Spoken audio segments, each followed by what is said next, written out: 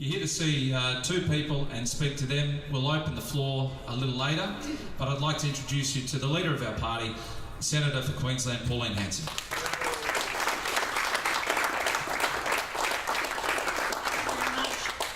I do apologise. If you came a few weeks ago to hear me and see me, I do apologise. I rarely ever get sick, but I was at that time, so I had an infection, so I actually had to leave Parliament on that Thursday and I had to go home after seeing a couple of doctors. But anyway, the cases are all better now and it's good to be back here in Rockhampton.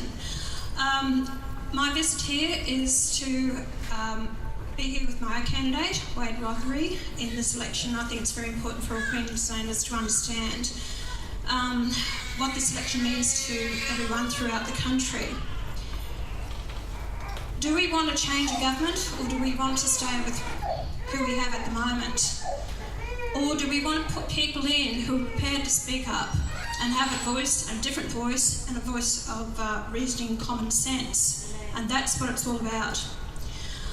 People have to realise now, you may have always voted Labor all your life, or you may have always voted Liberal, whichever way it is. You can change. You can vote for someone else. Because what happens when you do that, it actually puts pressure on the major political parties that have taken you and your vote for granted for too long. And they head down the path. I've been on the Parliament floor now for the last 2.5 years, and I see the way that they act and what they carry on. Some of their policies, I just shake my head and I cannot understand the common sense. And if either you follow it, you probably say to yourself, what the hell are they doing down there? Don't they understand how tough it is out here? And we're trying to struggle to make ends meet. It's because they've given up on us. And I include myself in that, because why I've stuck with politics is because I'm fed up as well. I have children, I have grandchildren, and I'm concerned for the future. This is not the country that I grew up in. This is not the land of opportunity anymore the way it used to be.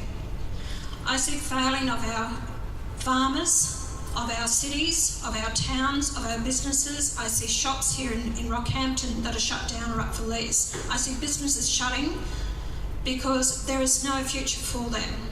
I see multinationals buying our land, taking up our assets, and yet they still encourage them to come here.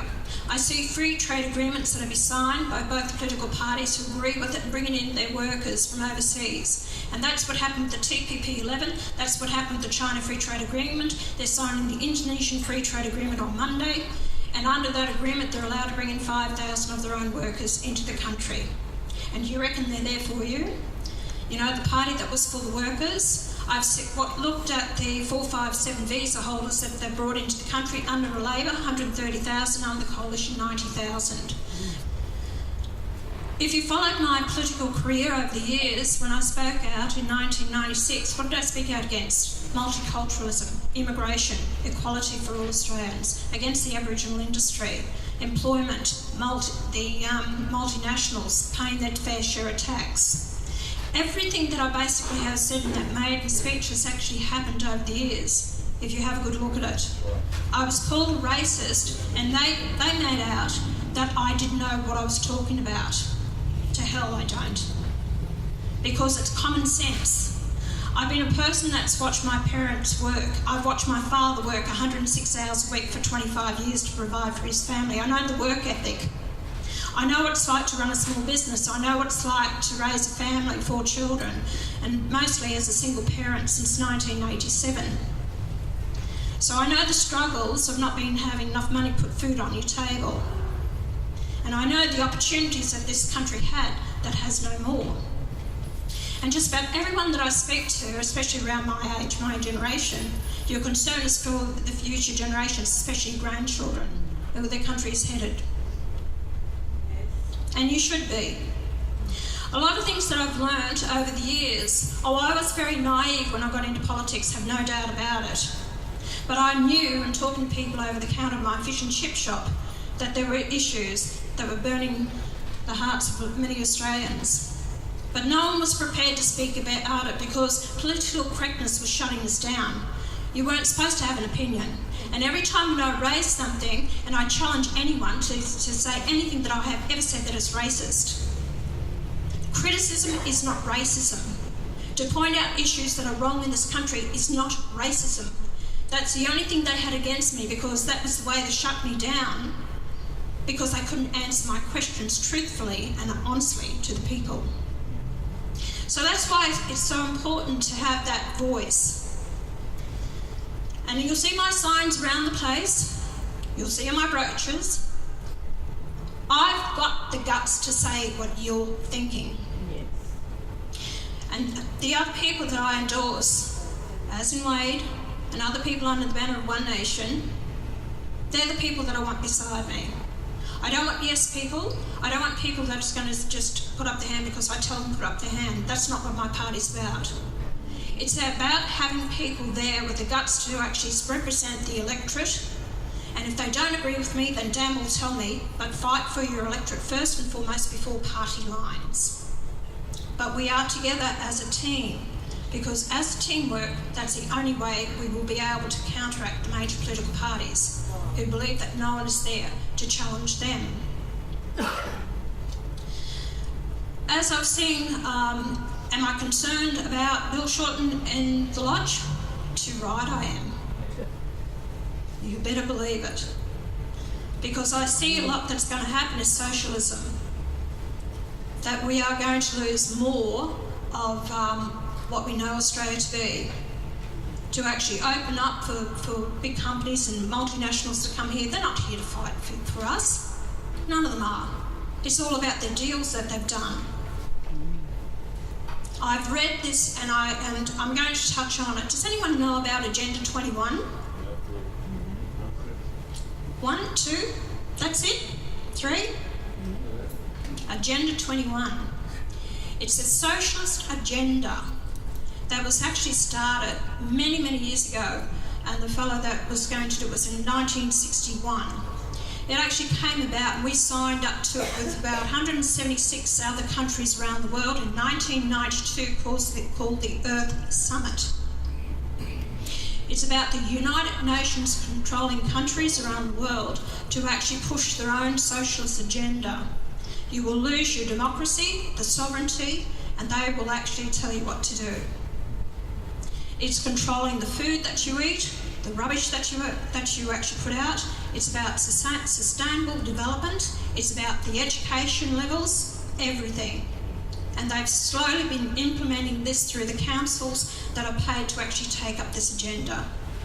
And under that Agenda 2021, and you probably wonder, why aren't we providing water in this country for an ever-increasing population? Yet we never increase the water. Water is the lifeblood of any nation. If we don't have water, we're not going to have farmers. We're not going to have industries of manufacturing or development, nothing. So under Agenda 21, go and look it up. When you go home, have a look up. And under Chapter 18, I'll give you a brief overview. When they drew this up, they said, go out and see the feasibility of privatising water in first world countries, not the third world, first world. So they privatised in England and America. And when I spoke to a former minister in America, he said, Pauline, you are right. Never allow them to privatise water in your country. They then control development, industries, manufacturing. Under Agenda 21, they want to privatise water in our countries, and the multinationals will control development, everything that goes with it. So they haven't put in the infrastructure. And it's the same as what's happening with electricity. When you get rid of those coal-fired power stations that deliver the energy that we need, dispatchable energy, at a cheap cost, when you get rid of those and we rely on renewables, you're actually increasing the price of an essential service such as water. When you reduce the ability of providing that service, that commodity, you actually increase the price. And that's what they're doing, increasing the prices on electricity, which has gone up 60% over the last 10 years for electricity. Water, again, if you remember when we paid our rates, water was included in your rates years ago. Now you're paying for every litre because it's become an asset that is sellable. How many of you know that about 49% of your electricity bill in this state goes to the state government?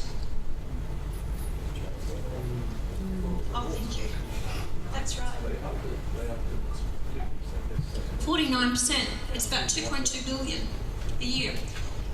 Who owns the Coles and Myers? Us. We the people. We own it.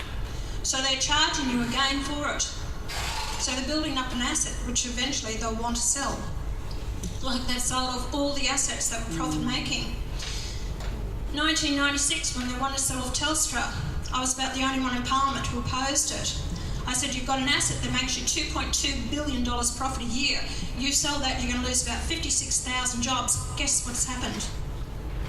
It makes over $6 billion a year profit in Telstra now, and we've actually sold it off. Jobs have gone.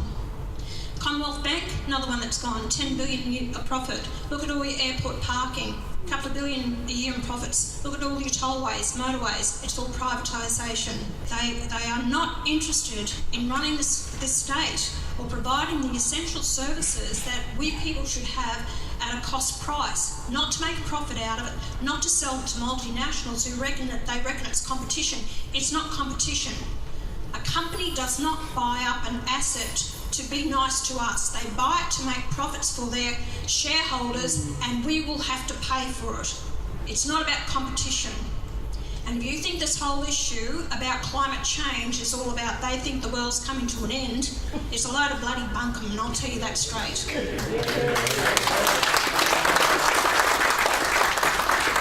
It's all about making a profit for the multinationals and controlling the people. That's what it's about. And we are paying billions of dollars into renewable energies and subsidies that these companies can still put in for the subsidies for up till 2020 for another year, and that we are still paying for the subsidies for until 2030. It's going to cost us an absolute fortune. The Snowy 2 program, what an absolute waste of money that is. They're going to pay the state $6 billion between New South Wales and Victoria for the Snowy 2, and then they're going to spend another $4.5 billion to put in a plan that's going to pump water uphill to let it flow down again. So it's costing us 20% more to pump the water up to have it flow down, so it's going to cost us, the people, more money.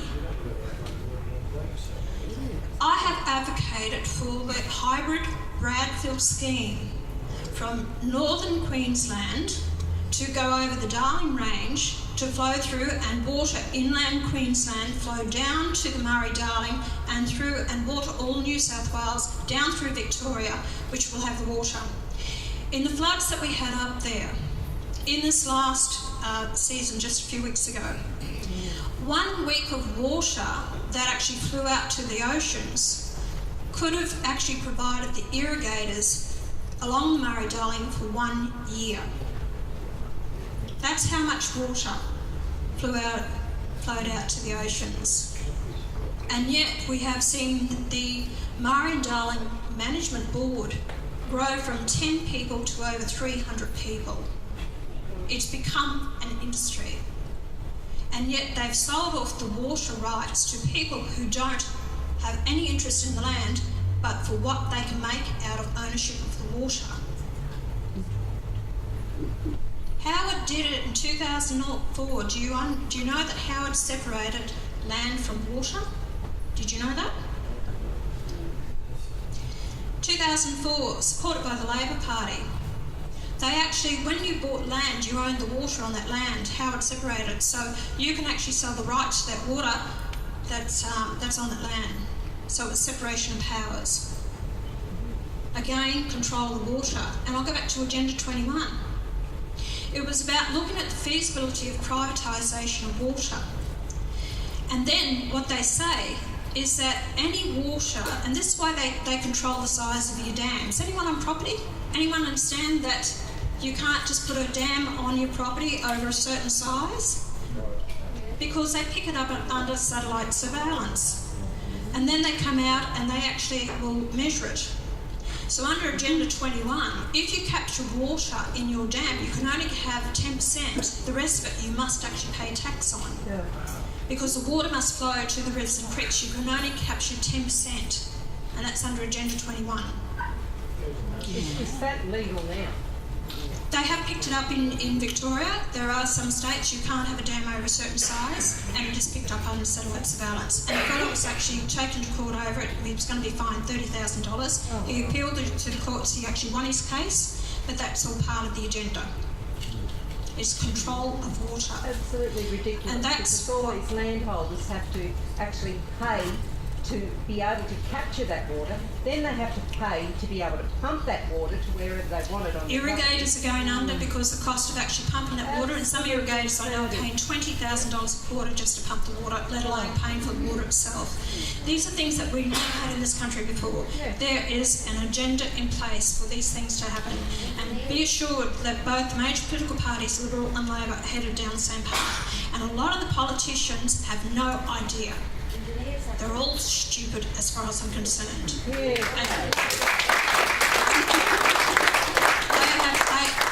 are not aware of it, and they don't have the passion to understand what is happening in our country. And that's why you, the people, are saying, don't they understand what's happening out here? Don't they understand the rules and regulations and how it's destroying our lifestyles and our way of life? They don't want to know, Pauline. They don't want to know because a lot of them don't take the time to actually really understand it. Listen, to tell you the truth, I didn't know all this till I got into politics. It was you, the people, that brought this to my attention. It was you, the people, that actually encouraged me to research and to understand and read up on it. And that's why my passion was never to walk away from politics, regardless of everything that's happened to me, is that I care about this country, I care about the people, and I believe everyone has a right to a fair go. But let's be told the truth, not be led like sheep to the slaughter and we don't know what the hell is happening. And I'm sick of the lies. You know, you may not agree with everything that I say, fair enough. But the whole fact is that I will tell you what I passionately believe in, and I will fight for what I think is fair and right and just.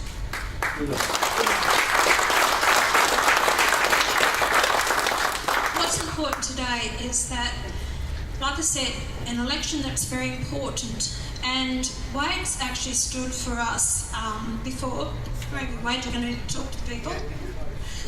But Wade has actually stood for us before in the election here, and he actually came down to the preferences, and he narrowly missed out on winning the state seat. So it tells me that people are ready for change. They're fed up with the majors. But this election is very important, so if you think that, you know, your vote is going to, well, if you vote for One Nation, well, you might actually hand it to the other political party that's in here, and you're not going to have a voice. Don't believe that. Because I'll tell you one thing. I'm sick of hearing people say, don't vote for the minor parties and don't vote for independents, especially in the Senate, because you know what, they're disruptive and that's why the government can't get anything through.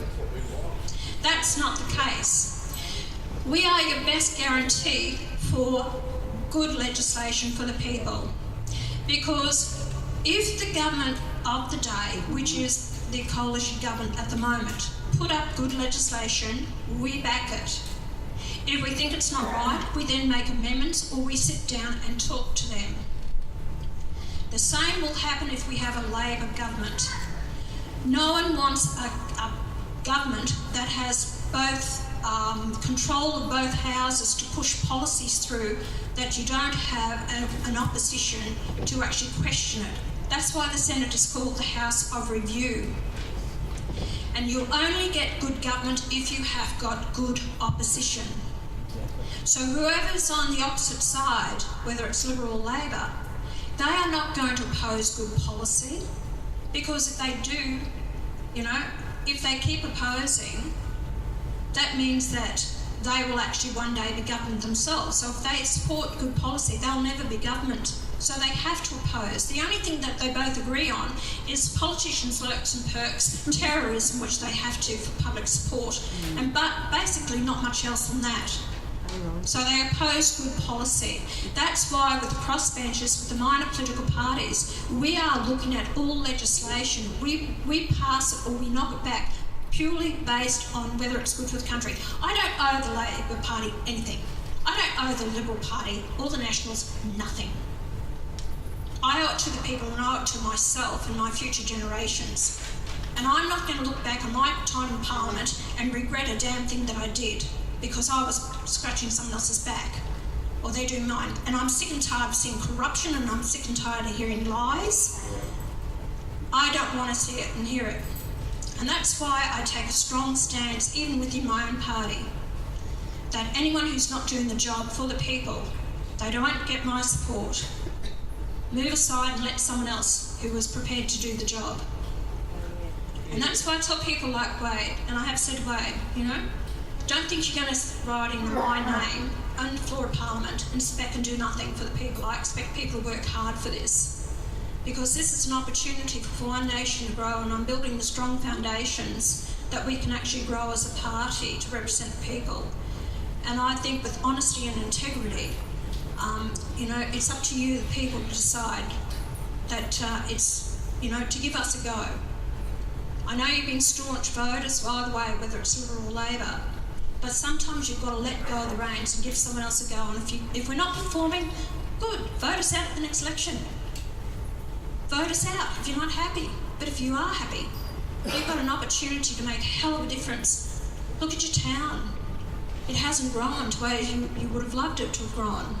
Businesses are shutting down. Look at the rail business, look at the abattoirs. And I can tell you it's probably because of me that saved your abattoirs here in the state, because they wanted to actually sell off the land to the Singaporean military, and it's only because I took it to the Prime Minister and put the whole plan on in front of him. That was Turnbull.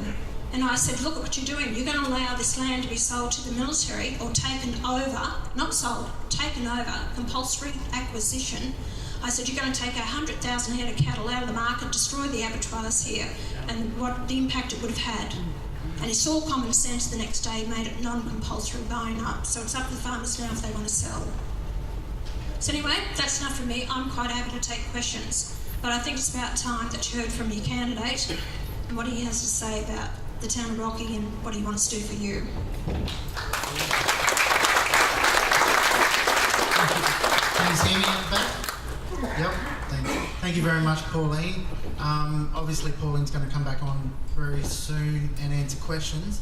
But just a bit about my background. I know a lot of you I've met already, but people who I haven't introduced myself to. Obviously, Wade Rothery, running for One Nation, the federal seat of Capricornia.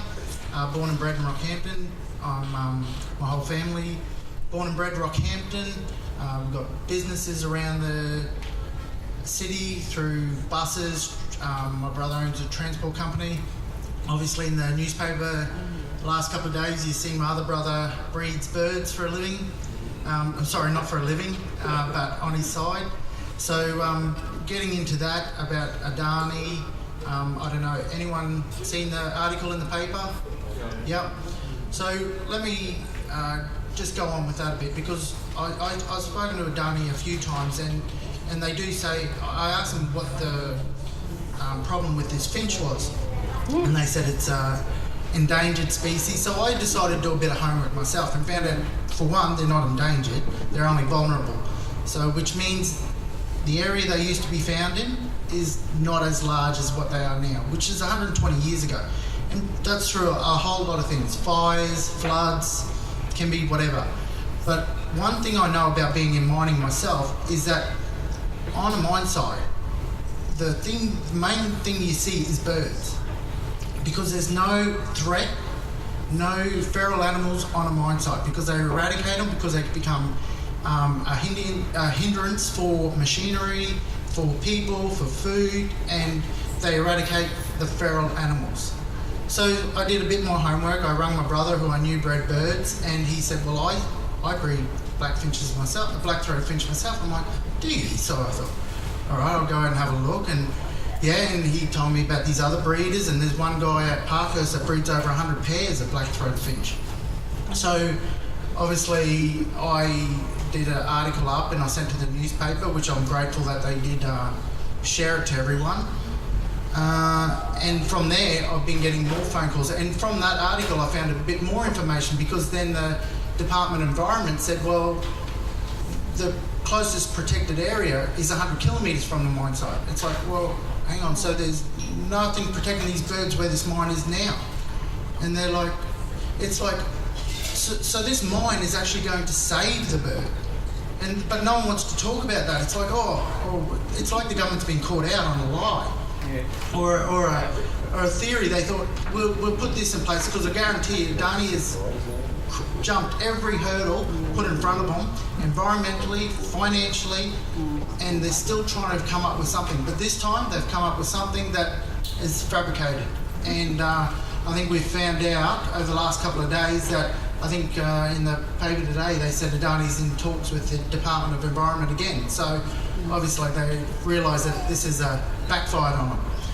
And it's only because One Nation has brought it out, told the people the truth, and people are starting to realise questions being asked, they'll go back into talks.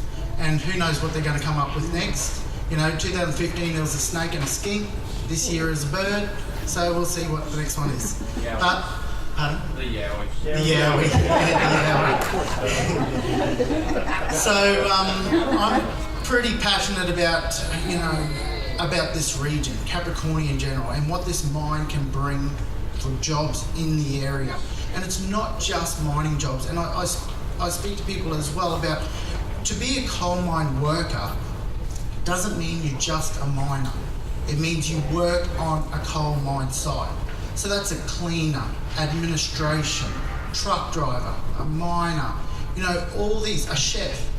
You know, all these people are classed as coal mine workers. So when you hear the word miners or coal miners, they're not just the people working underground or in the trucks. This is everyone, because the guidelines, the mining guidelines stipulates that anyone who works on a mine site is classed as a coal mine worker. So that's just one fact that you need to remember when you hear the words miners. It's anyone who works on a mine site. So if this mine isn't to go ahead, think of the workers that it's going to affect, the jobs it's going to create. And I saw in the paper the day before this Finch came on, they had a solar industrial area just south of here. You know, the land they clear for that, not one mentioned from an environmentalist, a greenie. Like, it's like, what are these people doing? There should be. It's like a mine site's opening up. They're going to eradicate feral animals. They're going to protect the native animals on that area. Yet they're going to clear, 3,000 hectares? I think it is of land. Totally wipe it. Not one tree. Yeah, not one tree. Yet they're happy with that. So, you know, I just do not see the sense. And this is what we're having today. It's common sense. It's like, where are all these environmentalists when they demolish? You know, they had a wind farm down in New South Wales. They had cleared the whole area. Hypocrisy. Yeah, they cleared a whole area for this wind farm. Then they realised that they had no way to get the structure. So then they cleared hundreds of thousands of trees to make a road to get there. It's like, what are these people actually thinking? So again, come back to common sense. But let's go back into the Capricornia, Rockhampton region, and it's all about creating jobs, sustainable jobs. And sorry, I wanted to add on that job, solar farm that was going to be built down south. 5 jobs it was going to create. 5 jobs. And what happens today when it's cloudy? Yeah, exactly. So this coal mine, Adani, it's going to be 1,300 jobs straight up, 1,300 to 1,500 jobs straight up into construction phase. Once that construction phase is completed, it's going to be 650 permanent jobs on the site. And they want to get rid of that, build a solar farm that's going to create 5 jobs. And also, environmentally, it's a lot better for our wildlife because it's going to be protected. They build their own sustainable dams up there. They have to. Like, this taking groundwater is false news that the Greens and Labor want everyone to hear. Like I told you, I speak to them and I want to understand. I don't want to come preaching to you about something that I don't quite understand. So I spoke to their environmentalist, and he said these holes that they say they're drilling, they're to monitor, because they have to monitor, make sure that everything is up to scratch. Everything is done by the guidelines. So when you hear, they're taking the artesian basin, they're doing this, they're polluting, it's all false. They're actually monitoring. They're drilling these holes to monitor, to make sure there's no change. So So just keep that in mind too, that when people talk to you about that, it's all false. And but I've got a big announcement that's happening tonight that I'd like to call Pauline out, and you're going to be the very first people in Rockhampton. Even the Morning Bulletin rang me yesterday, and I said I'm under strict guidelines not to tell anyone. So I spoke to a good friend of mine who's behind it, Gavin Shuker. A lot of you've heard of Gavin Shuker. He played Australia touch. He's been named in the top team in the last 50 years for touch. He's born and bred Rockhampton.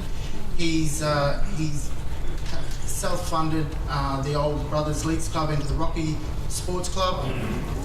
It's a non-profit organisation, so he's funding his own money. He's not asking for anything in return. And I'm going to hand it to Pauline, and she can tell you what's the next step. This is what you want. This is what Wade has told me about today, and I've actually been around. It's the Rocky Sports Centre. Now, I had a drive around today. You should know it. 21 sports are actually played there in that area. So hockey, cricket, netball, you name it, football, the whole lot, tennis. I think it's a fantastic centre. What they're wanting to do is build an entertainment centre there as well. So you have the club that's there. They want to put a stadium around it, and it'll seat permanently all the time, 8,500 seats, and then have a temporary up to 16,000 seats. So anyway, we're going to make a commitment to the people, right?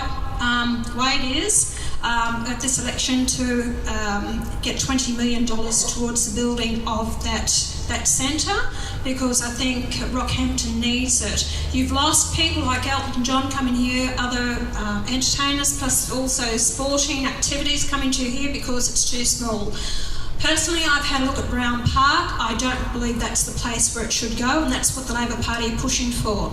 Let's put politics aside. It's not about looking after your mates and looking after each other. It's what's right for the community and what's best for the area. And by looking at the size of the area, where the Rocky sporting area is, in vicinity across the road from the showgrounds, you ride on the river there, you can walk into town, you're not crossing roads, it's a lot safer, you're not near housing, so the noise also, and I think it's a great thing for it. So we're going to commit to get funding of $20 million towards building that infrastructure there. Impossible, because since I've been a senator, I've been able to secure $5 million for Townsville for their driver training centre, which they've actually been calling out for the last 13 years, and I was the one to actually get the funding for it. So before that, not a cent. I actually was able to get $8.9 million for the convention centre at the showgrounds for the Ipswich Show Society as well. So that goes towards building their community centre. We've been able to get, and of course my lobbying the Prime Minister, I was able to get the funding for that second pipeline out to the Burdekin River for Townsville Supply Water, which was $195 million. I was able to secure $60 million from the federal government for my apprenticeship scheme. Now that was taken up this year in January, and it was for 1,630 apprentices, where the government pays 75% of the first year's wage, 50% of the second, 25% of the third. That apprenticeship scheme was taken up in a matter of 3 weeks, filled. I want homegrown Australian tradesmen and women, not bringing in foreign workers from overseas.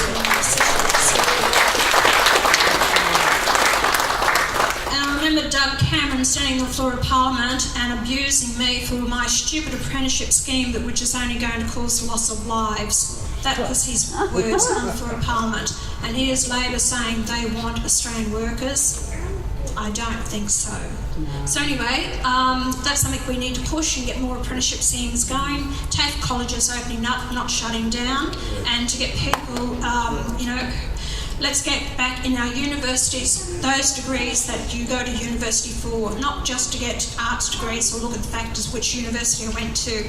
And we need to pull in education.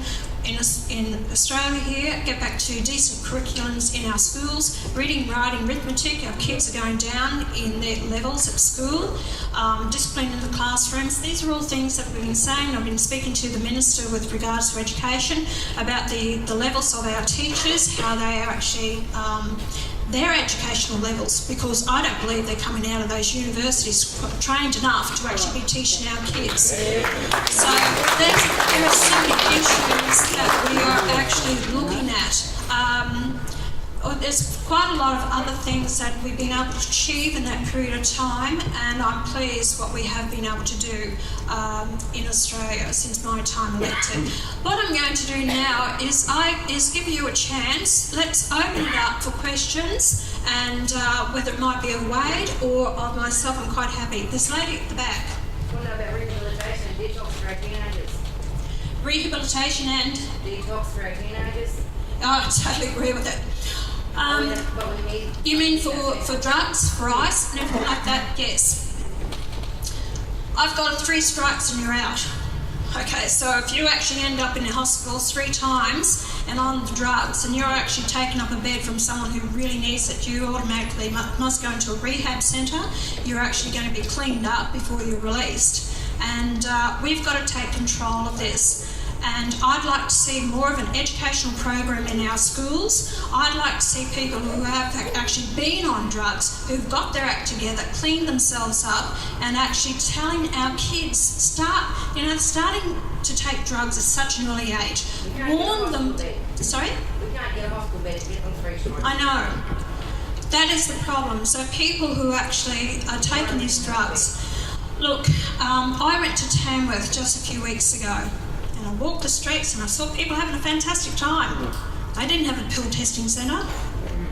They don't need that. People don't need to take the pills, and I don't believe in pill testing. I don't know your views, but you're actually telling people, well, we'll test the pills. It's up to you whether you still want to take it or not. What do they do any other time? Apart from going to these venues, does anyone test the pills any other time? It's about educating the people and say, you take this pill, you're frying your brain, you're actually going to be a deadbeat for the rest of your life, and guess what? The taxpayers are going to have to pick up the bill for you for the rest of your life, whether it's on welfare or in health issues. And that's not a society that I believe that we should accept. People have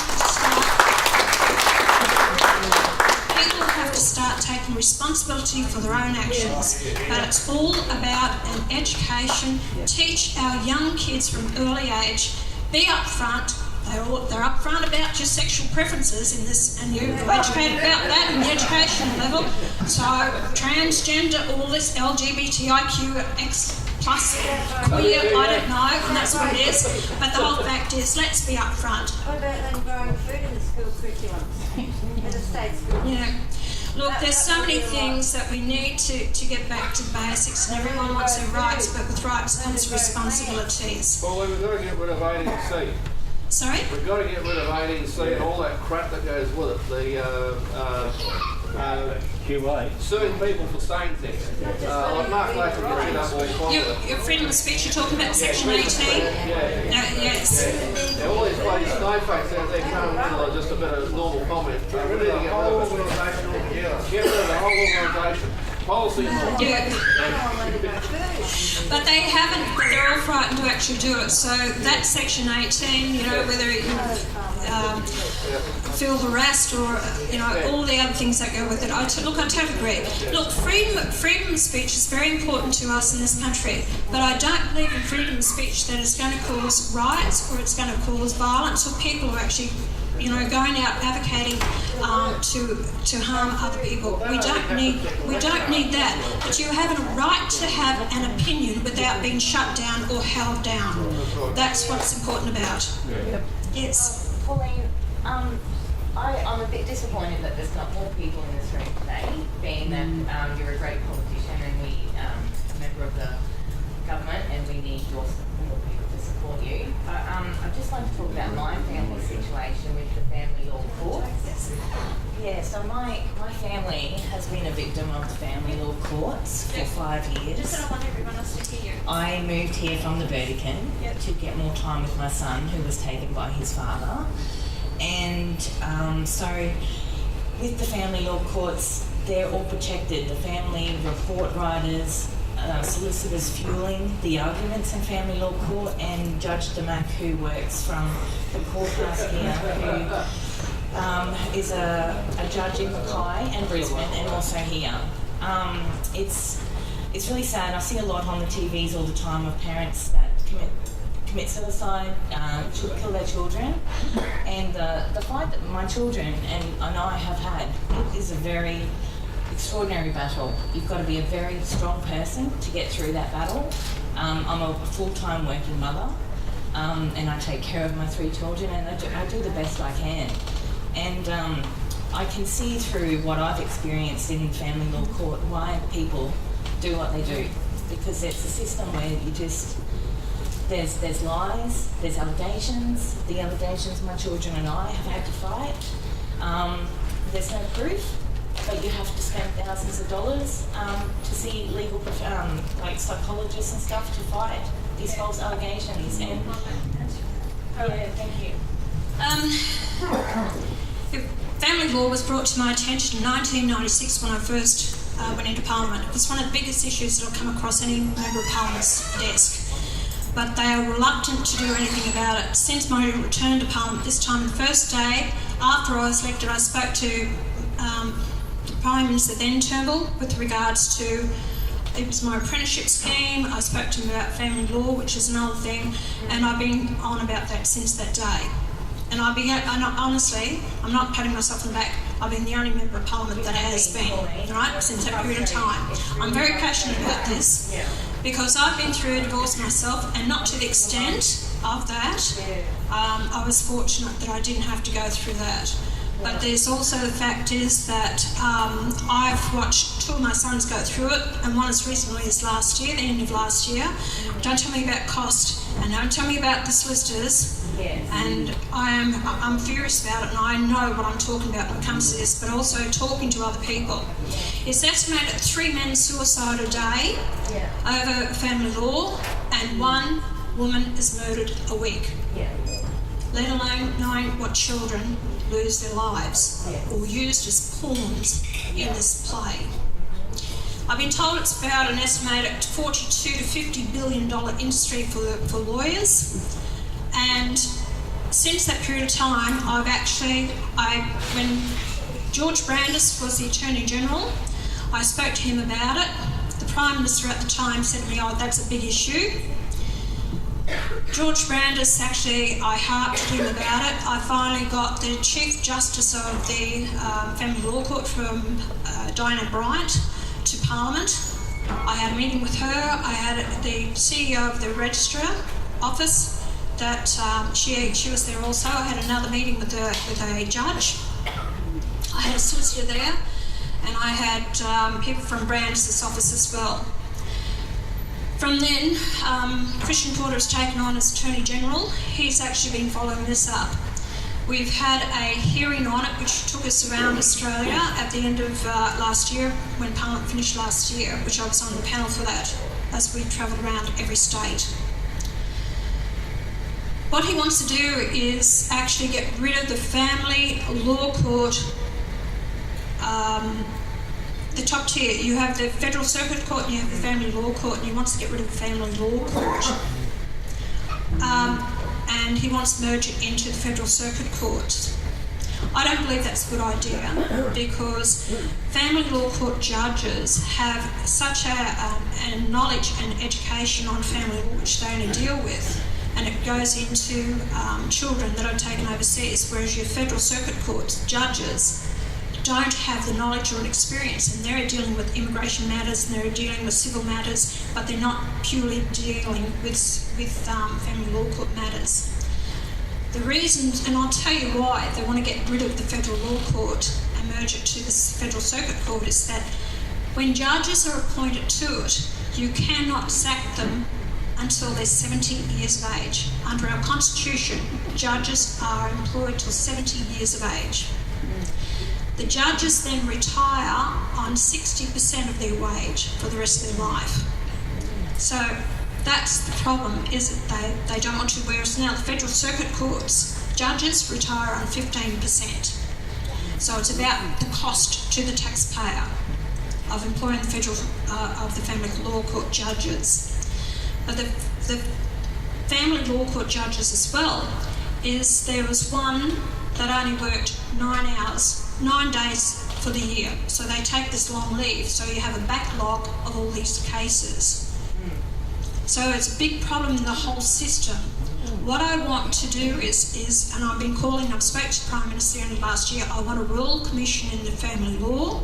We need to investigate the judges, the working of the courts. We need to actually investigate the solicitors, what they charge, and what it costs people. I've been waiting 12 months for a verdict. Yeah, and this is nothing. Your case, I heard 4 years waiting for a case, for a decision to be handed down. A lot of the judges can be hard working, but their workload, they can't cope with it. So it takes them a long time to come down with decisions made, to make the decisions with this. It is a huge issue. It's something that I've been pushing. I believe that we need a royal commission into the family law courts. We need to find an answer with this. I've been taking ideas to the government that there is a portal that couples can work together through the portal. They don't need to go through the court system. There is a system. They must come to an agreement in mediation prior to going before the courts, so they can sort out their differences and not go before the courts. And the settlement, property settlements, can be done in a shorter period of time. So I'm working to keep it out of the court system, and I do not want kids used as pawns. What I would like to see is the point of separation, that there should be 50-50, unless if a parent has a domestic violence order against them prior to separation, they actually have a criminal background, or they are on drugs. Otherwise, if you're good enough to be parenting prior to separation, you have a right to actually share the parenting afterwards. Pauline, there's another industry that's sprung up to support this, and I'm a victim of this. Is the psychology industry, which backdoors the family law court. And in my particular case, there was 2 examples of just outright fraud. And I know I won't go into my background, but outright fraud. There's this whole industry that supports the family law. And if you fall foul of them, if you don't toe the line, you don't agree, and they'll just wipe you. And I'm living a testimony that a father with no criminal convictions with security clearances cannot get access to his child ever. So, I'm hearing it all the time, and this is the problem with it, that they're, it's not fair and it's not just. Psychologists have sided with the other side.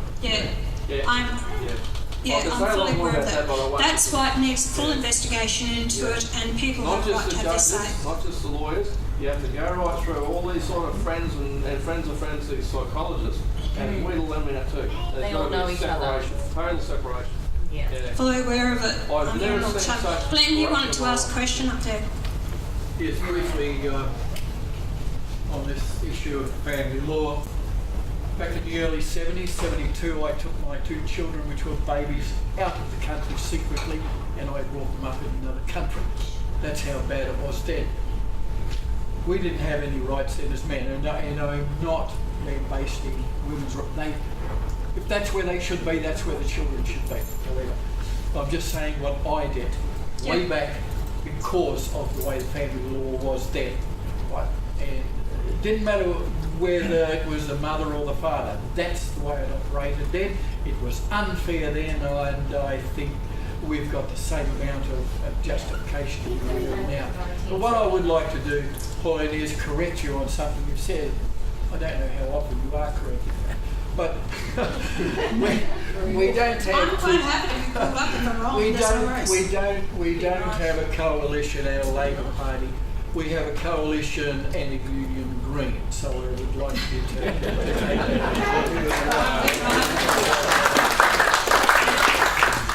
I'm disappointed that I won't have the time to relate the story that I told you earlier about a member that we got elected in the Morani district and what he did for people in Rockhampton, which weren't in his electorate. It was just something amazing, and it happened in 12 hours because he knocked on the appropriate minister's door down there and he got it done.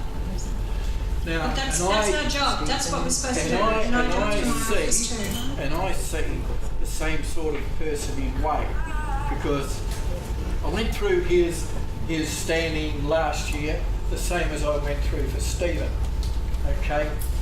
Now, the criticism that I would have is that it would appear on the surface we don't do enough. We don't do enough in putting this scaremongering climate change mob to distraction. They don't talk about what happened down in Billawheeler for a start. They don't talk about it. Do you know to this day that down in Billawheeler that power station is still putting out an 85% reduction in CO2? That's why don't we talk about that? We don't talk about the footprint, that the cost of manufacturing these windmills that are producing will never ever be paid for in the amount of CO2 that they produce, making those in a lifetime. But what I would like to ask Wade personally is, what are you going to do? What are you going to strive to do for Queensland in relation to Adani? That is it's not what we want to do, it's what you are personally going to strive to do. Because this is what we vote for. It would seem that we are people in here of conversion. We need to be able to push what you are going to strive to do. And I don't mind, I'll battle anybody. I'm a bit like Pauline. I'm too old to care about what people think. But I need to know what you are going to strive to do so I can battle for you. Well, the best thing I can show you, and what I'm doing now, I'm a candidate. I'm running for the seat. I'm not a MP, but I'm calling people out on BS. I'm calling people out when it doesn't pass the pub test. I'm going to call them out on it. So pub test means if you're having a beer with your mate and you're going to start talking crap, he's going to call you up on it. That's what I call the pub test. About the Finches, Adani, they keep getting over these hurdles. They keep coming up trumps on everything, but the state government is throwing more and more.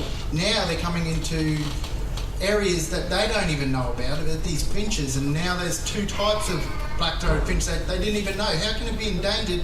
And they only found out a week ago because of my call out in the morning bulletin that there was more than one type of finch. And they're like, oh, there's two types. Yeah, well, it's the southern one that's endangered, not the northern one. And I said, well, the southern one, it's endangered, but it's the most readily bred in captivity. Oh, we'd have to do a bit of research into that. Well, so they have no idea. And the only thing I can answer your question is just being out there, being vocal, stand up for the people, and make sure that the crap they're talking isn't going to be brainwashed into everyone. That's the best way I can say it. Can Adani sue the people that did the first environmental studies, 10 years ago? Can they sue them because they missed that? They should be able to sue them. If they do an environmental study, they should give a complete, concise... Well, I'm a bit worried why they did an environmental study and did not pick up how many feral cats and how many feral foxes were out there. They were able to find these little birds that were, the size of a $5 bill, but they couldn't find any cats and foxes that were killing them. It's like, well, what sort of environmental research did they do? And and again, Glenn, that's what it's like. Just stand up, make sure that Capricornia is put at the forefront, and we're finally going to get a representative, hopefully, that's going to stand up for the region and not be a puppet to the party down south.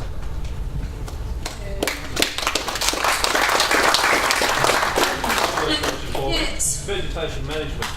Farmers are struggling with that now. We're not allowed to touch any trees. Even thinning permits are banned. High value regrowth is another thing. Once your regrowth reaches 1.8 metres, it's high value regrowth. and I don't know who the high value is, but it's not to us. We can't expand our properties. The best protectors of land are the farmers, because it's usually handed down through the generations, and they need to look after the land, because otherwise they're not going to get any production out of it. I've been out to Charleville. I've had a good look around there, and the mulga tree is a clear example of it, that they are stopping the farmer from cutting down the mulga tree purely to feed their cattle. And the ones that if it's cut down, because they'll only allow them to cut down so much, and where they're allowing them to cut down could be away from the water course, so it's just ridiculous of the constraints they're putting on the farmer. But then once they actually cut down these trees, mind you, they are not allowed to rake it. Raking means clearing it into a patch, or not possibly burning it off or getting rid of it. So it has to lay on the land where it falls, so that the insects or the ants can actually breed in that tree. So what happens is that you'll know that if you cut some shrubs down in place and you put grass there and you let it sit there, it kills everything underneath. So then you have exposed soil. So when you have floods coming through, what happens is the grass hasn't grown through, you've got all this topsoil that is not held together by grass, so that washes all down into the river system in the creeks and clogs that all up and causes more problems, and you lose all your damn topsoil. So What are the engineers doing? this is all about the Greens that are controlling the Labor Party, and this is a push for this ridiculous point. We don't agree with this, right?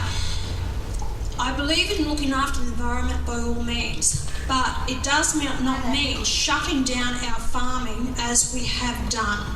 Well, they're killing production. And of course they're killing production. Of course they are, and I quite understand that. Hopefully with the state election next year, which is October next year, that the people of this state will absolutely have a good look at who you're going to put back in, because you've got this state being run now by the Labor and by the Greens. There's no upper house. What they want to do, they will push through, and that's exactly why this state is going so far backwards, and they want to shut down the mining. And while I'm talking about the state election, I'd like to say hi to Matt Luff up there. Matt was our candidate for Keppel in the last election, and actually he gave Brittany a run for her money, actually. So good on you, Matt. I hope you that's exactly what we do. We make them accountable, that they actually have to start listening to people. And I can prove this to you. When I was in as an independent, Howard was in government. In 1996, he got elected, and I got elected. Prior to that election, all right, now I was in my fish and chip shop. And I thought, after being in local government, I actually look, I just want to, there is food up here, so if you just want to get up and help yourselves, please do that, and I'll just continue talking. So what happened was that when Howard won the election, I actually, prior to that, in 1994, I was actually on local government. I saw the corruption that was happening there, and I spoke out against the managers and the mayor and local government, and I got a lot achieved. After that, they called for early elections. Instead of a 3-year term, I only had a 1-year term. Then I thought, wow, I really enjoyed working for the people and getting things done. So then I decided I'd join the Liberal Party, which I joined in 1995 of August. Never been to a political meeting before in my life, and was never any associated with any political party. Then I actually won the pre-selection.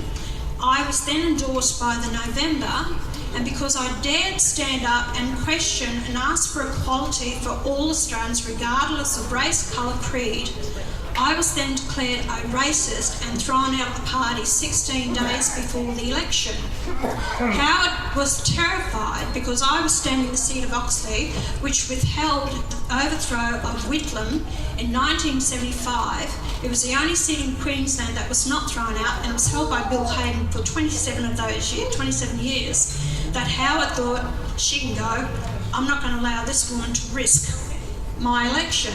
So they called me a racist. Well, the public got behind me, and actually I won that seat with the biggest swing in the nation of 22%. Well, then Howard, walking past me in the chamber, I was walking out of the chamber after being sworn in that day, and he's walking, I heard this voice behind me, congratulations. Congratulations. And I looked behind, it was John Howard. And I thought, oh, okay. Okay, thank you.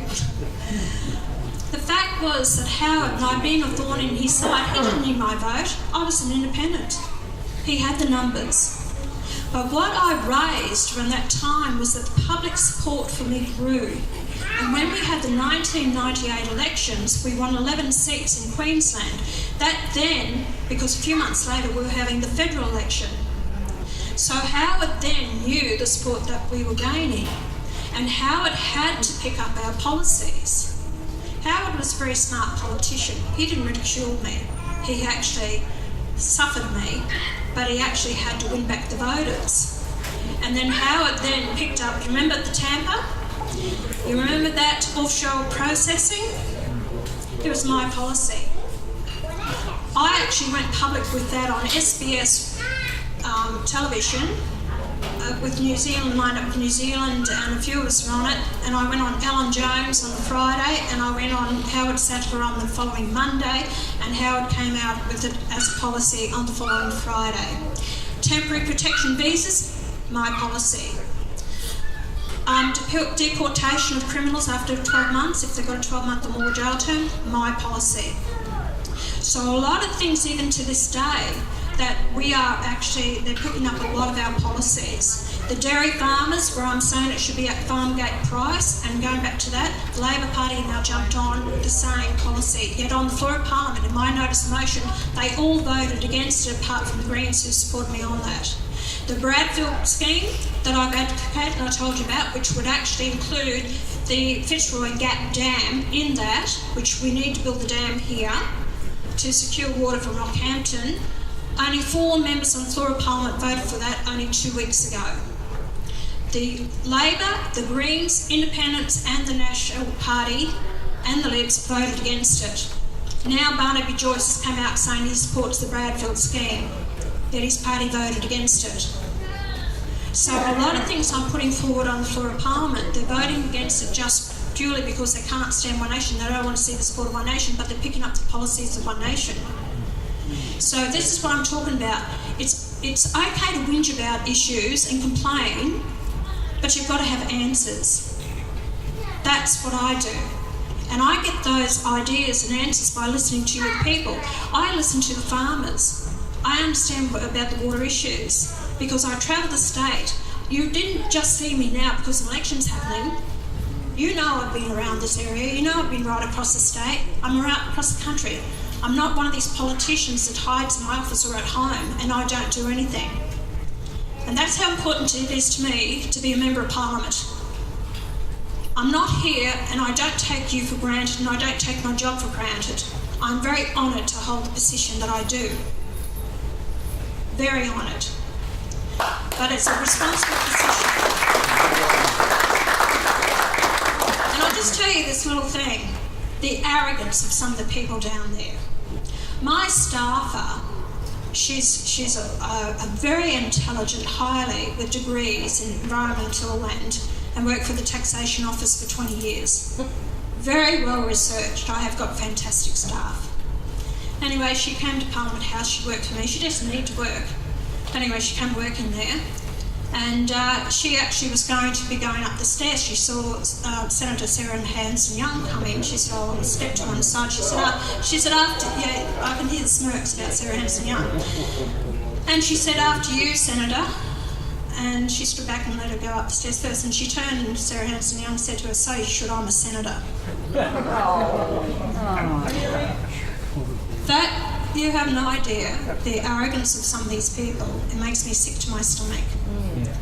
And that's why, you know, people don't want to become members of Parliament. They say to me, "How can you do it? I could never do your job." They say, "Doesn't it worry you that these people have a go at you, what they say to you?" And James will verify this, that I rarely ever get criticism when I'm out in the public. I had one yesterday, but it was a vile piece of works. Absolutely vile. Call me the devil's spawn. But anyway, but apart from him standing there, this young who would know, you know, this I won't say anymore. But then I had 3 other people come around asking for photos. So that's very rare that I ever get that from someone of his intelligence, or lack of intelligence. Anyway, wouldn't have a bloody clue. But anyway, the thing is that I'm very honoured to hold this position, and as long as you keep voting for me, it's up to you. I can get on. I've got a wonderful brand at home. I can pull out my rocking chair and I'll sit on there and I'll have my memories and looking over my property and enjoy that. But as long as I've got the dedication and feel that I want to do this job and I'm doing the right job by you, it's very important to me. And that's why now, since I've come back to run this party after being out of it for 13 years, that I've come back and taken up the reins again, and that I'm actually getting people elected. And I don't know if you know, do you know that we've got 3 upper house members in WA? Does anyone know that? And we've got 1 elected member in Queensland. And if you actually think that we're the ones that put Labor in at the last election, don't believe what the LNP will tell you.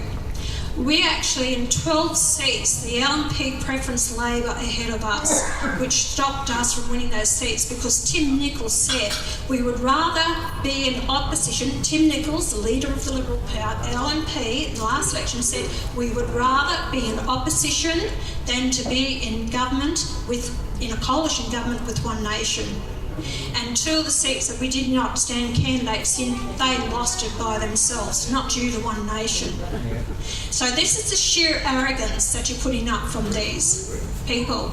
So that's what's happening. So once we've been there, they realise now that they can't take you or your vote for granted, that they must start picking up the policies or start listening to you. That's what we are doing. No, I'm not doing it for you. I'm selfish. I'm doing it for myself and my kids. So just let's make it straight. Pauline, just recently, in the last few days, Bill Shorten has put out this idea of it's only 20 days fuel for our country.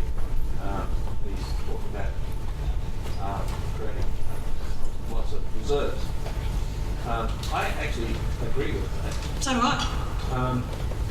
The other point that I would make, in a past life I used to work in the seismic industry and the oil industry. I have to say, why aren't we doing more exploration for this, particularly in the Timor Sea, where it's known large reserves? I don't understand. We should be self-sufficient in this area, not trying to rely on overseas stuff. So, what are you guys going to do about it? That's just the beginning. Oh, with everything in our and national country. security is compromised everywhere.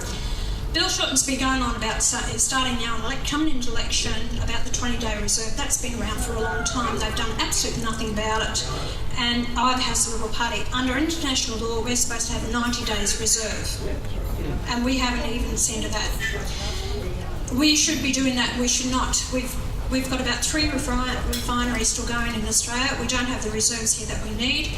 If you actually put a country in a situation where it relies on overseas, whether it's imports that we're coming here, we don't manufacture a lot of stuff here, that if we don't do what we're told to do by the United Nations, they will actually turn around and put sanctions on us. And fuel would be one of them. So it's about running a country down to a stage where you can actually control the people in that country. That concerns me. As far as reserves, and I'll tell you something that I found out. Up the northwest shelf, we actually have one of the largest gas reserves in the world. And what they've done is they have retention leases. The multinationals don't buy retention leases. They actually apply for the retention leases and they'll get the retention leases. This is for the gas. And they actually then should be renewed every 5 years, which they have done. Some of these retention leases have been held for 30 years and they haven't developed it, they've done nothing, they just sit on it. You can't do that in America. In America, they actually sell these leases, so they could be worth $500,000 that they actually pay to the government for these leases. So I spoke to the government about these leases. We actually have, when it goes offshore, that's in government Commonwealth waters. So they should actually be paid a tax for it. And they brought in what's called a petroleum resource rent tax. And that's about 15% on the petroleum rent resource tax. Plus also, they've got rid of, the Labor Party got rid of royalties, so they don't pay royalties. When you mine in Australia, on land, you'll get royalties out of your iron ore and out of your coal, not from gas. So they don't get royalties. So we have approximately this year, it's grown from about $34 billion, and it's estimated around about $55 billion worth of gas exports this year. And we're only pulling $400 million in taxes from that. We have the exports that come out of Bass Strait. They will pay that down there. That's around about $400 million that we actually get out of that. But the ones off the Northwest Shelf. So from our exports, Japan is making nearly $3 billion in excise tax of that gas going to Japan than what we actually make from it in our waters. And then now Japan has an oversupply, so they're actually going to sell it back to us. I went to the government with regards to this. I spoke to Matt Canavan with regards to this. I said these retention leases are ridiculous. You've got to have a use it or lose it policy. So if they don't use it, open it up in 5 years, then they must forfeit it and it must be opened up to someone else who has to develop it. They were nearly about to take that. That was part of the corporate taxation negotiations that had to talk with them. The PRRT tax, we're actually saying there should be royalties. They won't even look at royalties. We're actually looking at forcing them to pay more in taxes, because you talk about exploration. These companies, Shell, ExxonMobil, and I'm trying to think of I'll think of in a minute. They actually have accumulated nearly $300 billion in tax credits. So if they start making profits out of that, they will never pay tax in this country, because they've got to build up all these tax credits, which actually keeps accumulating every year under the PRRT. So that means that if they spend $100 million in exploration, the next year that's $115 million that they can actually claim, because it's $15 million a year on top of that. We keep giving them as tax credits. So we're not making anything out of it. But under that agreement, because it's off Western Australia, they actually deliver 15% of the gas that they take must be delivered to Western Australia. It's a 15% domestic gas supply that Western Australia gets, so that's why they get their gas a lot cheaper than what we do here in Australia. So the government is wanting to open up more gas fields here, coal seam gas mining, which I'm very, very concerned about, because I'm concerned about the impact it's going to have on the environment with coal seam gas mining. But they're only opening it up, and then we'll be the largest exporter of gas in the world, yet we can't, and we'll be the dearest for our own people. We are being used by the multinationals. They are asking to come down here because they say that we're going to put this much money into building these plants and supplies. That only lasts for a few years and they create the employment. But then again, they are ripping the guts out of this country by taking our resources and not paying us the royalties that we need. So the governments are underselling our worth and value in this country. And that's what I've been on to them about the Northwest Gas. And what the company up there did, they have opened up the Browse, and the Browse is one of the biggest fields. They didn't want to give the 15% gas supply to Western Australia, so they built over a 900-kilometre pipeline to Northern Territory so they don't have to give that gas. You have no idea what is going on, and the stupidity. They are not allowing the multinationals to actually pay us what we deserve, and all they're wanting is say, come on down. And when we have, it's called the 1953 Double Taxation Agreement. So if we have a foreign company in Australia that's working here, and we have an agreement with them, they don't pay tax in Australia, they pay tax in their country.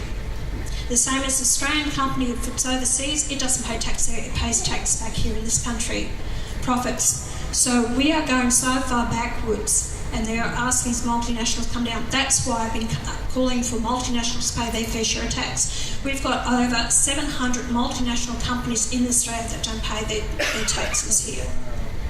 They're reluctant to do anything about it. Now, the same old rhetoric, Labor saying on about it, the Liberal Party have been going on about it.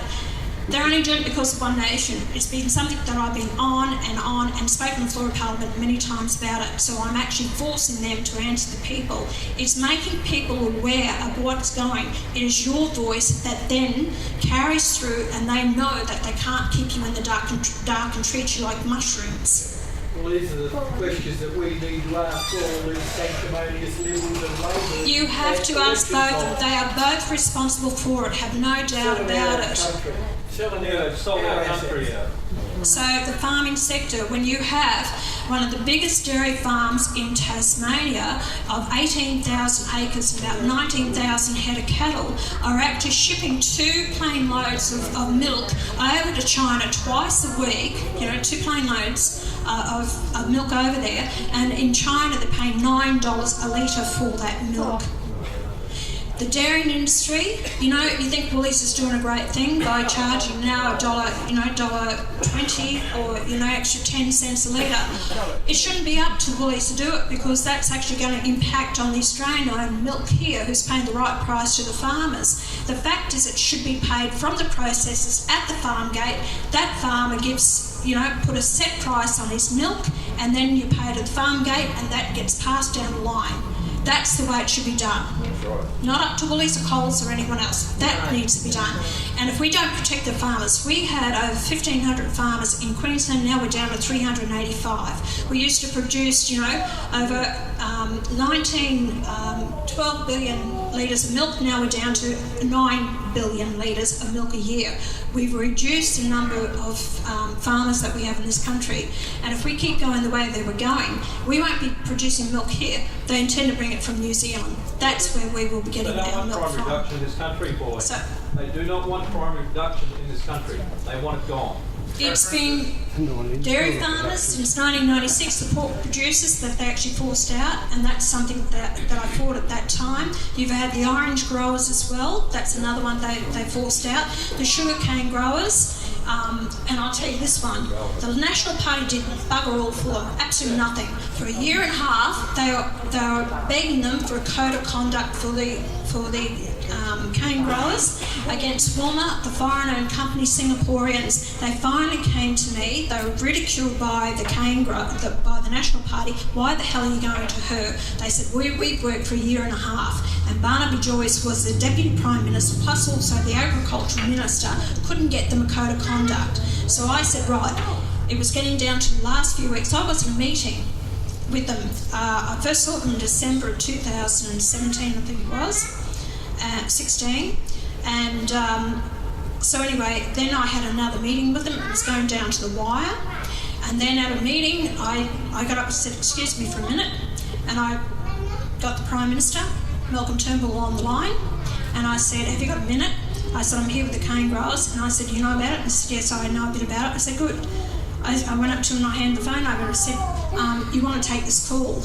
And they said to me, who is it? I said, it's the Prime Minister. And they said, but anyway, he took it. They said, we've never been able to get his ear. We've never been able to speak to him. And then finally, after that, and I still couldn't get it coming down the wire.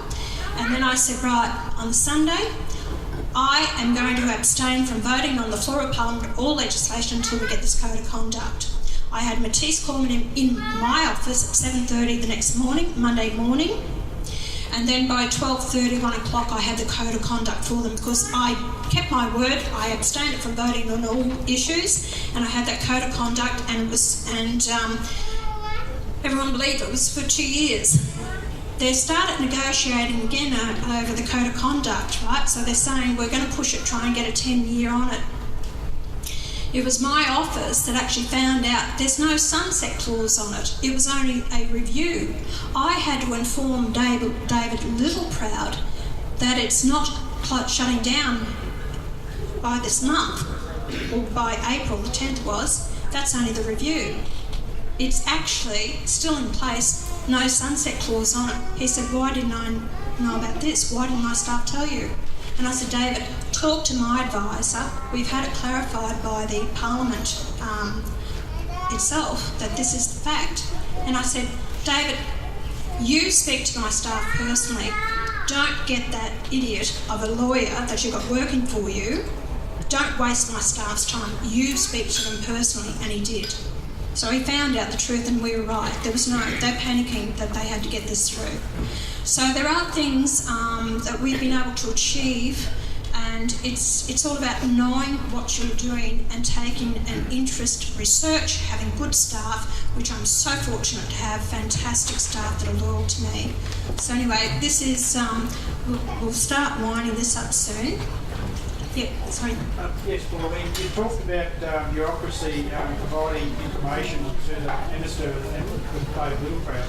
What rules are in place with regards to the power of bureaucrats? Because that minister doesn't know what's going on. So what laws are in place to ensure that the information is getting to the ministers and not being vetoed by public servants? Because if there's a local issue in the Livingston Tribe, there's a local councillor that's having issues, and he brings up issues to the local council chambers, and the CEO can actually veto the discussion, the topic going to the council chambers. So it's the same with politicians like yourself, getting that information, like this person didn't have a clue what's going on. So are the bureaucracy ruling the country, or well, that was his staff. Yeah. That was his staff that didn't do their research. They didn't understand that he wasn't finishing up. It was only the review that would be done in 2 years' time. So it's about having good staff that know what they're doing. Oh, he was embarrassed by it, have no doubt. But like I said, it's up to yourself. It doesn't matter what you do in life. Whether you come behind the counter of a retail business, or whether you're a farm, or whether what you do in life, or a mechanic, I don't care what you do.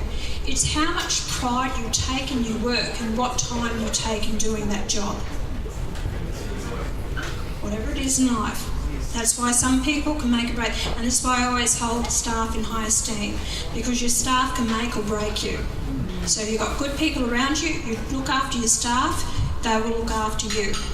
And I've learnt that in life. I learnt that through my parents' business, and I've learnt it from myself in my own business, running my own business, and I've had my staff that are so loyal to me, and I've actually got to tell them to go home at night. Seriously. And that's what it's about, if you know how to do your job. Anyway, we'll take 2 more questions, and I'll jump in. And then you. Could I make a comment and ask questions about Snow 2.0? Yep.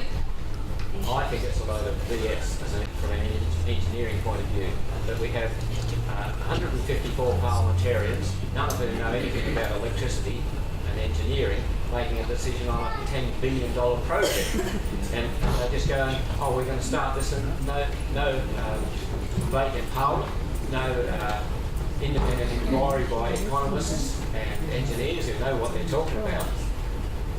It was a Malcolm Turnbull project that he's come out with it, and it's also they need to appease the Paris Agreement that we've signed up to. It's all connected with that as well. So to be seen, it's going to cost about $10.5 billion. Well, that's only half of the cost that they've told you. Yeah, and then if increased costs, so it's going to take 5 years to actually to build it. But it's just ridiculous about the Paris Agreement. Do you know how many wind turbines you're going to need to pump the water back up the hill if you use wind turbines when the wind is blowing? My calculation is you'll need 600 wind turbines all over the Alpine area. So if you drive from Hume up to wherever, all you'll see is wind turbines. I'll tell you this also. They talk about the mining. The mining, to make a wind turbine, takes 220 tonnes of coal. To make it. That's the point that I was trying to make. Yeah, 220 tonnes of coke and coal. So you have 2 types of coal. You have thermal coal and coke and coal. Coke and coal is used mixed with iron ore because it reaches a high temperature. They can give you the quality of steel. We have the best coke and coal in the world. That's why the Chinese buy our coal, because it makes good steel. If we shut down coal mining here, especially for our coke and coal, who knows where they're going to buy it, so you won't have the quality of steel that we have in Australia. So these are what these idiots are dealing with us, and people don't know. Yeah. Crystalline, they're not talking about that. that your children and their grandchildren are going to have to put up and get rid of in the solar panels. So we've all got them. A lot of us have got them. Solar panels, be careful of it. If you actually have water and you rely on your rainwater into your tank, you put solar panels on your roof. That actually can, if they're damaged and break, they can leak lead and cadmium into your water tank, which is poisonous. Why aren't the Greens talking about this? So be very careful about it. They're actually, putting up these. I went up to Collinsville and I went to the solar plant farm up there. And even the engineer there that works on there, he said, we cannot rely on solar panel or wind alone. We need coal-fired power stations. Down at Kilcoy, they're going to put in 5 million solar panels on prime agricultural land. You should see it. It's the most beautiful land that you could see. And they're going to put it there, and you've got the biggest river system. Well, it runs into the Brisbane River, but you've got 10 creeks that actually run into the Brisbane River from there. 5 million panels that's going to be owned by a Chinese company, which we're contemplating could even be backed by the Chinese government, but that needs to be further investigated, but that's what I'm hearing. And she's turned the sod on that soil to actually put them in, and this is prime agricultural land. These are things I'm against. I'm not against renewable energy. Please get me right, I'm not against it. But we cannot supply the power that we need in this country based on just solar panel and also wind. We have to have dispatchable power, and the cheapest one, and they have investigating new coal-fired power stations that have 90% clean efficiency emissions out of these coal-fired power plants. So around the world they're building about 1,600 plants in a lot of countries, even including Poland and China and India. They're building all these coal-fired power plants in Germany, because what they found now is that solar is not the answer to it, and they actually have to put in the coal-fired power plants to give us the power that we need. So we're only destroying our own industries, manufacturing, rising costs in electricity. And in Rockhampton, I know one company here, they put $1.2 million worth of solar panels on their roofing. They cannot, their increased electricity cost is going to go from $350,000 up to $550,000 by 2020. They actually employ 55 people, and they don't know the future what's going to happen. They can't wear the cost anymore, they're exporter. So this is what's happening. A lot of companies are going to think twice if we don't do something about the power costs. And if you think that the government says, oh, we're going to bring it down by $100 or $200 a year, that is ridiculous. They're appeasing you. Yeah, so that's right. Liddell is going to be shut down by 2022. You've got Hazelwood, they shut that down. They blew up the power plant in South Australia. So it's all about the hip pocket, what they're making from it, and it's all connected to multinationals who worry about the hip pocket, and we Australians have to pay for this. Matt, and I'll take the last question. This lady in front actually, she's been trying for a bit. What I wanted to say. Then he takes away my thunder. No, you definitely got that question. Everyone who's come out here today who wanted to support Wade in your campaign, how do we do it, mate? What can we do? Cheers, mate. I was going to say at the end, I've got Nikki at the back here. Hand up, Nikki. She's sensational. She does everything for me. If you can put your name, phone number, I'll get back in contact. Any support, if it's just taking a call flute, putting on your fence. When it comes to polling days, get on a booth. Any support would be sensational. Pre-polling, pre-polling, that's a big one. So Nikki's up the back. If you can just give your details to her before you go, that would be great. But I'll let the lady answer, say her question. And, so I do feel as though we have this whole disconnect with the community, and we're here for the people, and let's talk about the people, but the people haven't got a voice.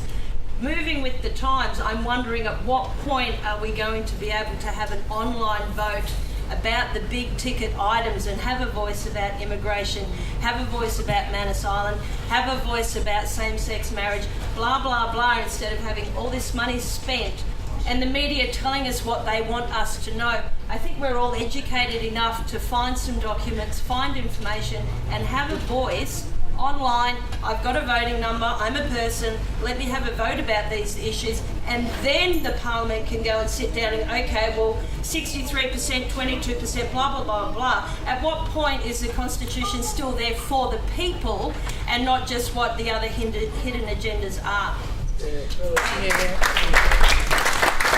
One of my policies that I've had for over 20 years is called Citizens Initiated Referenda.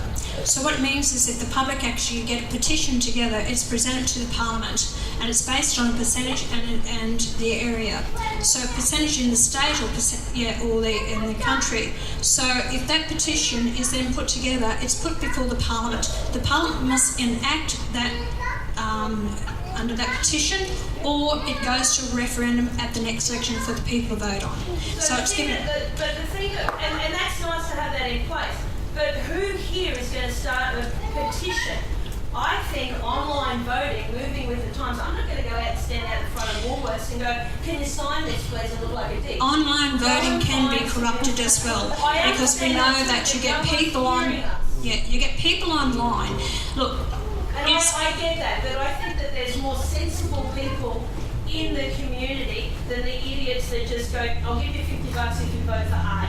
I think there's far more outweighs the idiots in the community. Like if we got together, if you said you can do your online voting, and that's happening in polls that have been taken online on different issues. Has the government or anyone taken it up? Usually no. I haven't even heard of an online poll. Oh, they have. They ask you different questions on issues, and usually the people will vote on that, how they feel about it. So nothing happens about it. The only way that you can do is basically you get the people and you put a referendum.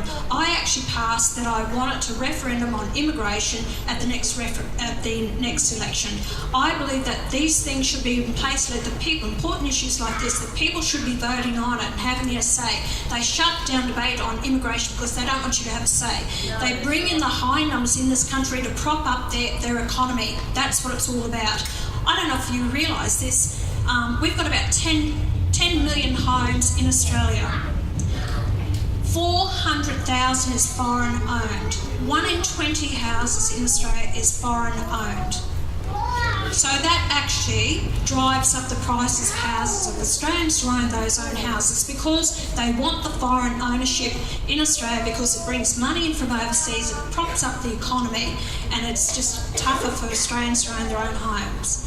There's so many topics and issues that I can tell you about what is actually happening, what we've been pushing. Medicinal cannabis is another one. The other one that I want to push is hemp, which we need to actually allow that to be brought in here to Australia. We produce it here. We had an Australian company that actually couldn't get it to provide hemp here in Australia, so they've gone over to America. They're making millions of dollars and selling it on the shelves in America. So that's something that I'm going to push this year in Parliament when we go back to Parliament after this election.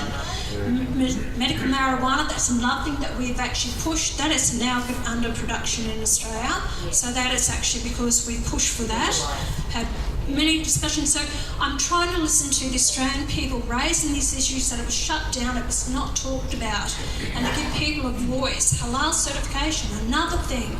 You know, these are things that we've really been trying to push. But at the moment, I'm one person. Because I don't want to hear you, but you are our voice. I'm voting for you. I have done for a long time, but it just seems that... Yeah, but what we have to do is increase the numbers. I can't work miracles. If you're going to look at me and say, why aren't I doing this? I'm not government, right? I get fed up with people expecting me to know everything, do everything, and go out there and turn and make things happen. You know, until we actually grow the numbers. We need to do more. Is it true? Yes, you do. We do. We're the ones that want things. We need to do more. Right, you can't sit back and just expect me. The people actually have to get behind Wade. You actually, you know, I'm up against the big machines. We don't have the money. We don't get the donations. Go and have a look at the AEC. Go and see what donations we get. Bugger all. Next to nothing. And what it costs me to run this party. Sorry? Is there a website somewhere in the government thing where the donations, who donated to who? Yes, yes. You can go to the AEC website and you can have a look at who donates to which political parties. So go and find your information, research it, You know, we don't get the donations like the major political parties. I run this party on the smell of an oily cloth, I can tell you that. And I make sure that the money is well spent and I don't waste membership's money. And that's another thing that how you can help us. Join the party, become a member, because that helps run the office, head office. It's about getting behind people like Wade. You know, who sits in the house all day and you know, doesn't know what to do with themselves? Well, I tell you what, if you want to help on polling day or pre-polling 2 weeks beforehand, that's when people walk in there, they want a how to vote card, they want to know how to vote, because a lot of people don't understand. That would help us tremendously, because then people will actually vote for us. There's polling booths. We've got to try and fill this polling booth. I've got a fantastic senator. Do you know Malcolm Roberts? Oh. Right. Malcolm Roberts is head of the ticket and Steve Dixon's number 2 on the ticket. That's a man we need back on the floor of Parliament, because he's a man who knows about climate change, and no one on the floor of Parliament can challenge him because they don't know anything about climate change like he does and his background. So I'm just going to, and while I'm on this point, I just want to tell you about preferences. Who understands about preferences? Right? Very few. In this election, the federal election, you're going to actually have to vote in Wade's seat. You must fill out every square. If you've got 5 candidates, you must fill out 1 to 5 in order. You can't put 1, 2, 2, 2. You can't put that. That's an informal vote. You must put 1, 2, 3, 4, 5. In the Senate, you will actually vote above the line. Now that they've changed in the Senate, if you put 1 above for One Nation, your vote stops there. You can put 1 up to 6. 1 is a formal vote, but they're going to tell you to mark up to 6 spots. You don't have to. 1 is a formal vote. And then if you first, then what happens is, that's the Senate. This is the Senate only I'm talking about now. Or if you vote below the line, you must fill out at least 12 boxes in order. If you don't, your vote will be informal. Now, when you vote above the line, the Senate, if you vote 1, that's where your vote stops. If you vote 1, 2, that means if your first one doesn't get up, it goes to your second. Your vote will flow on. Or, that's how it works. Or if they've filled the quota, which is about 4.7%, any overflow from that will go to your second vote, if you can't fill the second spot. I won't go anymore because I don't want to confuse you. When it comes to your lower house, where Wade is standing, how it works is, and I'd suggest to you, put your number 1 vote, and I'm going to say Wade, I'm not going to say where you want it, I'm going to tell you Wade, and then if Wade doesn't get up and win the seat, then you think to yourself, all right, if Wade doesn't get, who is my next best choice? And you put 2 to them. Because if Wade is knocked out, then his vote, then your vote, will go to your number 2. If they're knocked out, then it will go to your number 3. So you understand that? So when you're voting, say you got 5, and you got the first one gets 50 votes, then 40, then 30, then 20 and 10. The person who's got the lowest primary vote, they will then take them aside and they'll look at their number 2 vote, they'll distribute their number 2 vote where it went. If no one's got 50% over the line, then they'll go to the number 3 and they'll dispense that, and then they'll go to the number 4 vote. Then if no one's over the line yet, then they take out the next of the 4 remaining candidates, they'll take out the next lowest vote, who's got the next lowest vote, they'll take them out, and then they'll distribute their second, their third, their 4th preference. And that's how it works. Whose is your next preference? The status quo. No, it's not my next preference. It's your decision. You hold the pen. You actually decide. Yes, but if you don't get in, who would be your next preference to support your party? Well, no, you have to decide that. Yes. Right? I vote One Nation. But then what I'm saying to you, then look at the other major political parties, or look at the independents, or look at whoever's standing. Always look at the candidates. Always look at the parties and their policies, right? Look at who's going to represent you and what you believe in. Okay? I'm not going to tell you to vote Labor or vote Liberal behind us, or vote but you must fill out the whole lot. You've got to put one above the other. Yes. Right? All the way to 12. All Well, it depends in how the lower many- house. In the lower house. Depends how many people are running. You might only have 3, you might have 4, you might have I think 10. we've got 5 running. So think for yourselves. You're in control of the pen. When people say it's my preference, it's not my preferences. You hold that pen. You decide where you want your vote to go. So if Wade doesn't get up, who's your next best choice to represent you on the floor of Parliament? Hopefully, That's how you think. it won't go below that. So they're going to. So I've got both the Libs accusing me of flying preferences to Labor. I've got Labor accusing me of flying preferences to the Liberal Party. It's on. It's full on, because they can't counteract me on my policies. They don't attack me there. They either call me a racist, or they say that I'm actually flying preferences to either political party. I can't win, you know. So anyway, this is where I want you to think for yourselves. I'm not going to tell you. You decide. So I live at the beach. Who's running for the Capricorn? You're running for the Capricorn? Yes. Okay. Capricornia. So we'll So. we'll mingle, and any questions just come up to us, and I'm sure we'll. So like I said, this young lady's up the back here. Please leave your names and addresses, and we need your help. Okay, we do need your help, and Assistant Wade needs all the help he can get, because it comes down to us working together as a team. And I think Wade's worked hard for this. He knows the area. He's passionate about it, and I think I don't think you're wasting a vote if you back One Nation. So anyway, ladies and gentlemen, thank you very much for coming today. Thank you very much, and another round of applause for Pauline coming all the way up here. Bars open still, so get up, have a drink. We're going to stay around for a little bit. Any questions, just come up to us, and I'm sure I can answer anything you want as well. Thank you.